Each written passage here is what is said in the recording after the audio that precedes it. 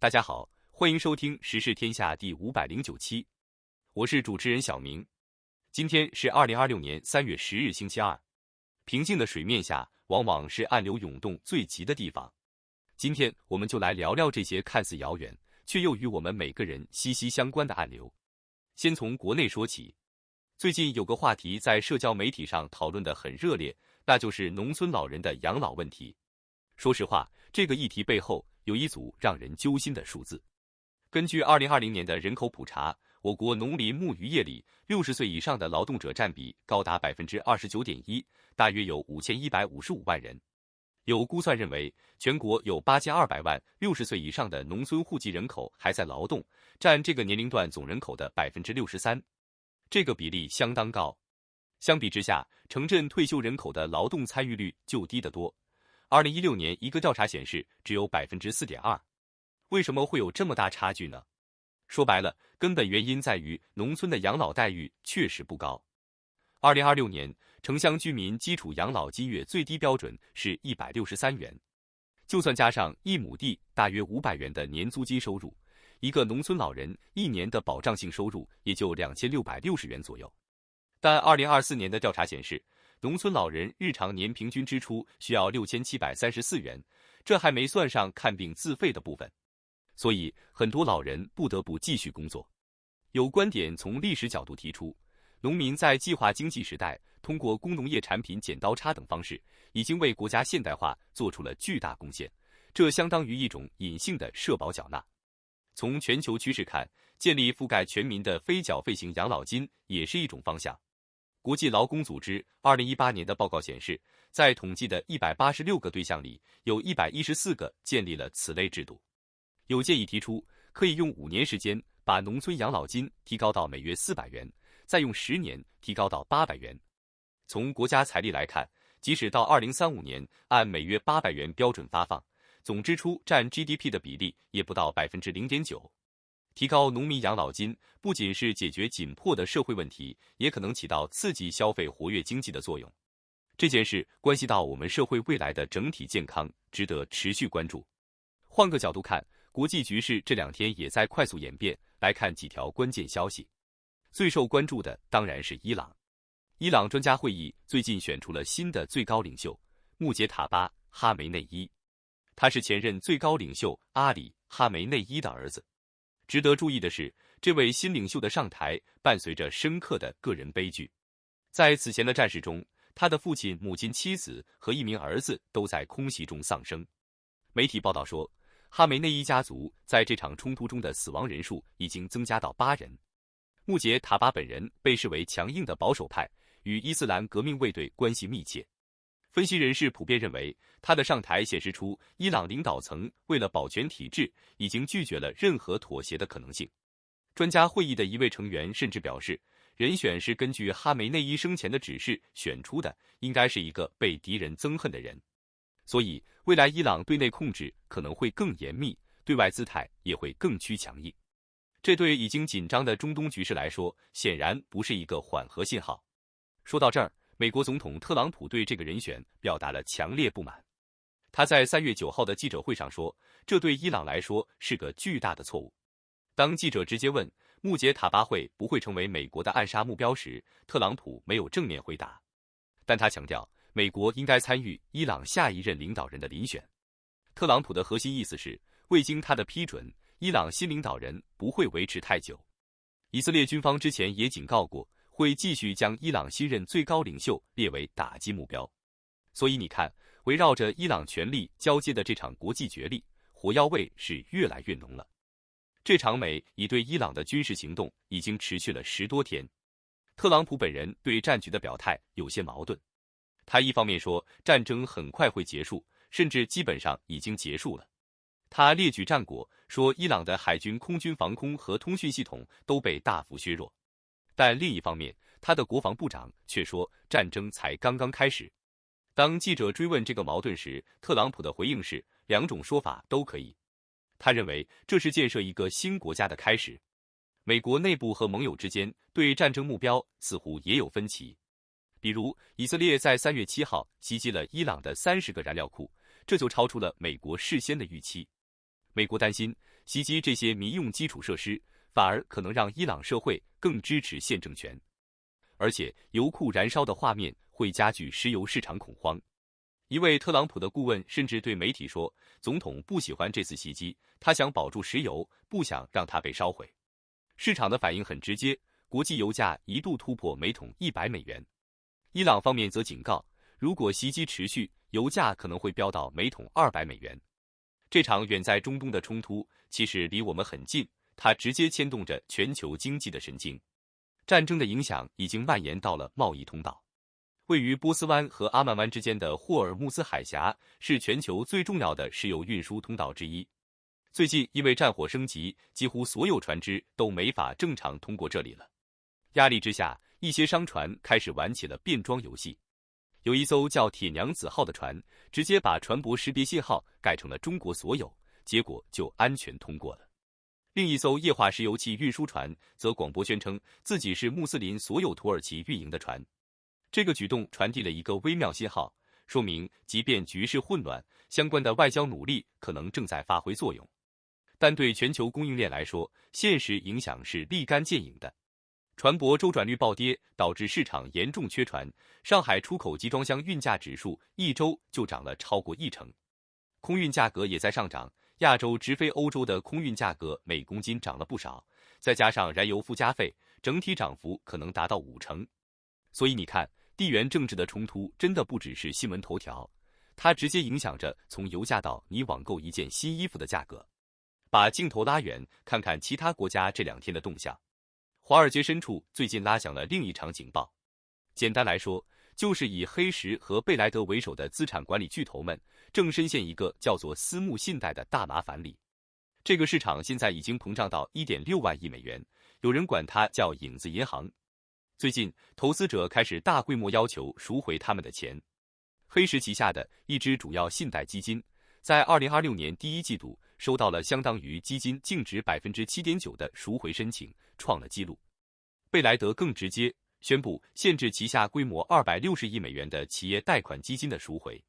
这个信号冲击力很强，结果就是黑石和贝莱德的股价最近1个月分别跌了将近 16% 和超过 11%。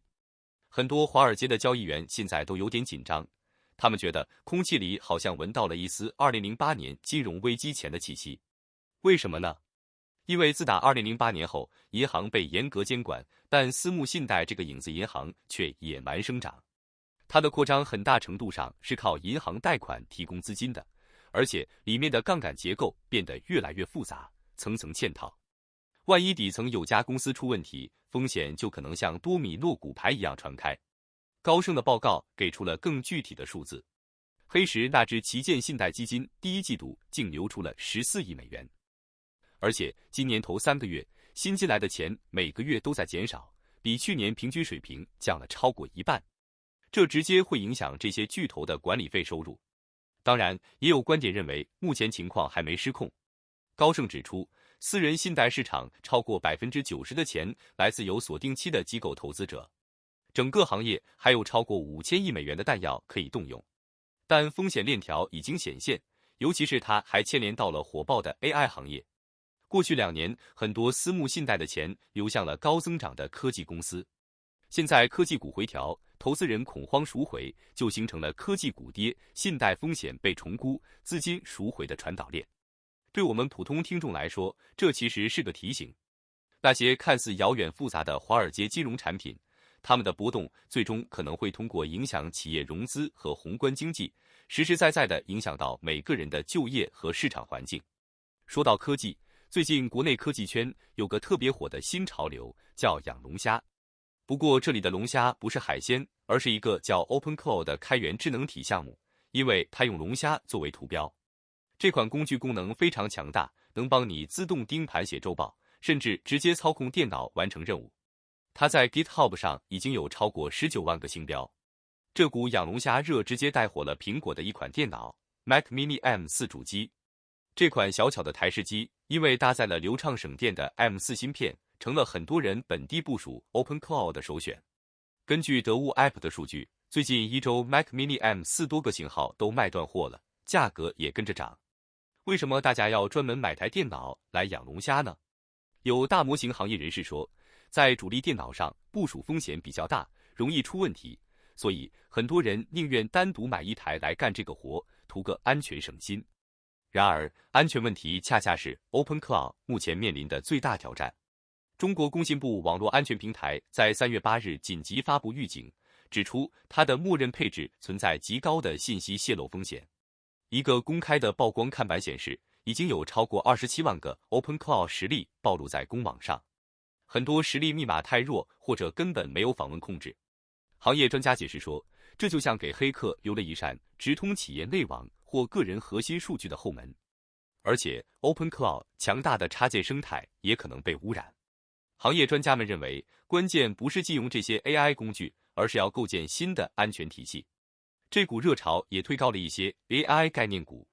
3月9日，开发了类似产品 MaxCloud 的 Minimax 公司股价上涨超过 23%。他们当天还宣布推出了新的语音和音乐模型技能。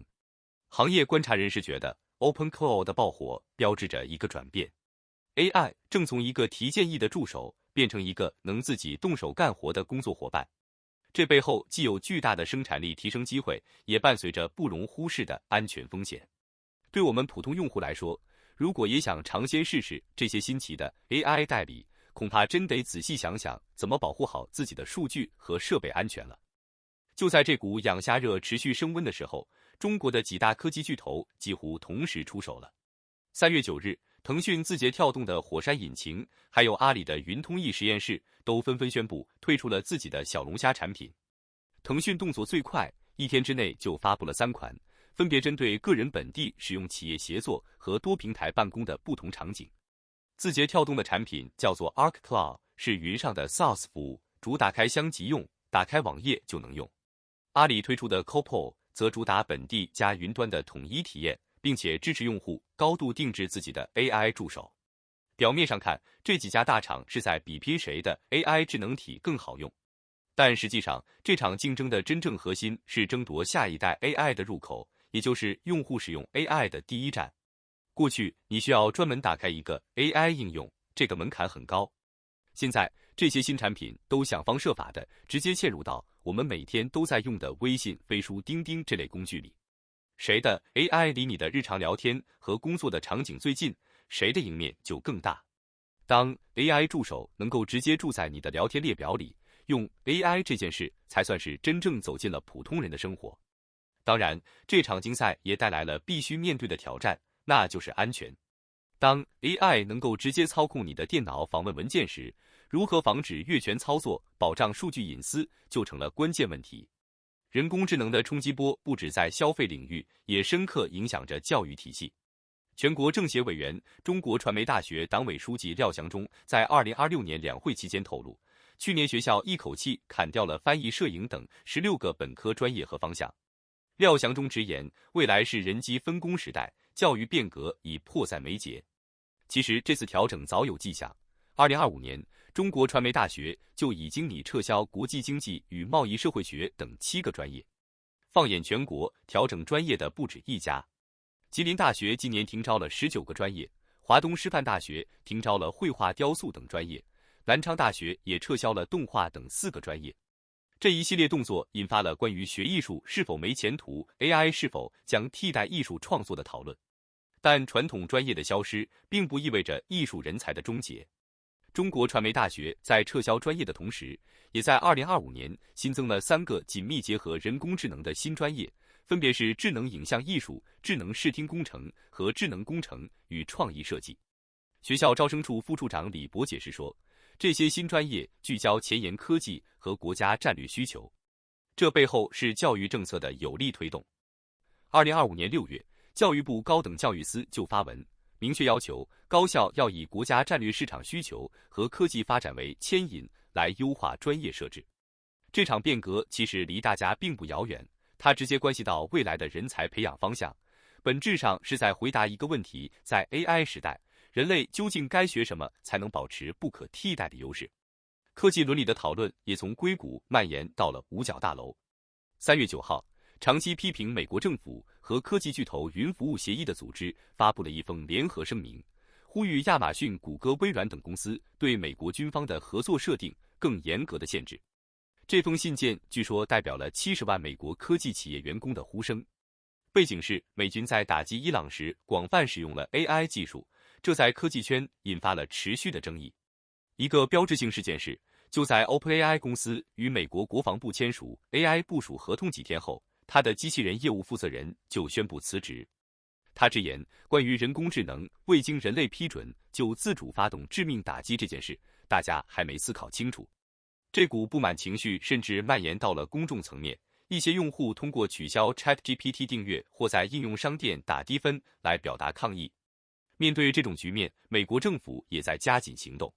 据《金融时报》日前获得的一份草案显示，美国政府计划出台新的 AI 采购规则。草案要求，所有希望与政府合作的 AI 企业必须授予政府一项不可撤销的许可，允许其模型被用于任何合法用途。这份由美国总务管理局起草的政策将适用于联邦政府的民用合同，其原则也和国防部考虑的军事合同基本一致。草案还规定 ，AI 工具必须中立和无党派。过去1年，美国总务管理局已经和 OpenAI、Taxi 等多家大公司签署了协议。同时，五角大楼也任命了新的首席数据官，统筹所有 AI 与数据项目。这被普遍认为是美军加速推进人工智能计划的信号。对此，学界呼吁更明确的监管。美国新泽西理工学院的教授大卫·巴德就说：“我们需要一个经过深思熟虑的两党合作的框架来规范人工智能治理。”你看，科技伦理这个问题已经从硅谷的会议室一路吵到了五角大楼和白宫。说到美国国内，纽约市最近有大约18万人可能要在几个月内面临一个现实选择。要么去工作，要么就失去每个月用来买食物的补助。这源于总统特朗普推动并在去年通过的一项全美性政策调整，他进一步收紧了对领取食物券人群的工作要求。具体来说，新规要求那些没有抚养子女的适龄成年人，如果想继续领食物券，每个月必须完成至少80小时的工作学习或者志愿服务。这个规定以前在部分州实行，但现在是全国推行。在纽约这样生活成本极高的城市，影响就特别显著。整个纽约市有大约180万人依赖 SNAP 补助来支付日常食品。一位62岁的居民就是个例子，他在疫情期间失业，之后一直靠每月292美元的食物券生活。他表示自己积蓄用尽，投了很多简历，但年龄成了找新工作的障碍。社会服务机构已经在联系可能受影响的居民。但现实没那么简单，很多长期失业者、年长者或健康不稳定的人，在满足工作要求的同时，还得面对语言技能或交通这些实际问题。一些福利组织批评新政策忽视了弱势群体的复杂处境。这提醒我们，政策变化不只是纸面规定，它直接关系到人们餐桌上的食物和每天的生计。换个频道，看看社会和其他方面的消息。网约车巨头 Uber 本周一在全美范围上线了一项新功能，名字就叫女性司机。它允许女性乘客在 App 里选择优先匹配女性司机。如果等待时间太长，乘客也可以选择其他司机，或者提前预约女性司机。女性用户还能在账户设置里把它设成固定偏好。反过来，女性司机也可以设置只接载女性乘客。公司说，目前全美大约1/5的 Uber 司机是女性。这项功能的推出却惹上了官司。去年11月，加州的2名 Uber 司机提起了集体诉讼，指控这个女性优先政策违反了加州的反歧视法律。原告认为，这让女性司机能接触到所有乘客，而男性司机只能争夺剩下的订单，造成了不公平竞争。Uber 随即向法院申请强制仲裁，理由是司机注册时签过仲裁协议，并且否认功能违法，强调这是为了公共安全利益。公司在法庭文件里说，很多女性用户向 Uber 反馈，如果能选择和女性司机或乘客同行，他们会感觉更舒适、更安全。其实不光 Uber， 它的竞争对手 Lyft 也因为推出类似的功能被司机告上了法庭。这项功能并不是突然冒出来的。去年夏天 ，Uber 先在旧金山、洛杉矶和底特律试点，11月扩展到了全美26个城市。更早的2019年，在沙特阿拉伯刚刚允许女性开车的时候，Uber 就在当地推出了类似服务。目前，这个功能已经在包括加拿大、墨西哥在内的40多个国家提供。近年来 ，Uber 和 Lyft 的平台安全问题一直备受关注。所以你看，这不仅仅是一个功能按钮，背后是平台安全法律争议和性别议题的复杂纠缠，它直接关系到我们日常生活中最普遍的出行安全感。你有没有发现，这几年我们和亲戚朋友和家人的相处方式好像悄悄变了？一边是社交媒体上很火的断妻说法，很多年轻人说春节不想回老家面对催婚催育和无效社交。另一边又出现了一个新词叫全职儿女，指的是一些年轻人暂时没工作，退回家庭，在父母身边生活备考。这两个看似矛盾的现象，最近上海大学社会学院教授季迎春做了深入解读。他澄清说，年轻人想断的其实是那些带来负面情绪互动少的远亲关系，并不是要和原生家庭彻底切断。相反，现在的中国家庭代际纽带反而加强了，正从传统的父权父系家庭转向一种他称之为双系双轴多核的新模式。也就是说，夫妻关系和与双方父母的代际关系同样重要，情感连结更紧密了。至于全职儿女，季教授分析，这背后有全球新自由主义经济波动、中国就业市场压力增大的结构性原因。很多全职儿女其实是在考研考公的过渡阶段，或者暂时失业，父母积累的财富和紧密的亲子关系构成了一个安全网。这种现象会随着经济周期起伏，它恰恰反映了中国家庭通过代际协作来共同应对风险的韧性。你看，表面上的断亲和回家，其实都在指向家庭内部连接方式的深刻升级。最后，分享几个有温度也有警示的故事。在美国科罗拉多州的一个十字路口，最近发生了一起令人扼腕的悲剧。3月2日，82岁的格里·戈德堡开车经过东贝尔维尤大道和南富兰克林街的交叉口时，与另一辆车相撞，不幸身亡。这起悲剧最让人唏嘘的是，就在不到2年前，2024年5月30日，戈德堡的妻子安迪也正是在同一个十字路口遭遇车祸去世的。妻子的离世给了戈德堡巨大打击，他在去年秋天和当地居民一起发起了一项名为“安迪之光”的请愿活动，希望在这个他们认为危险的路口安装红绿灯。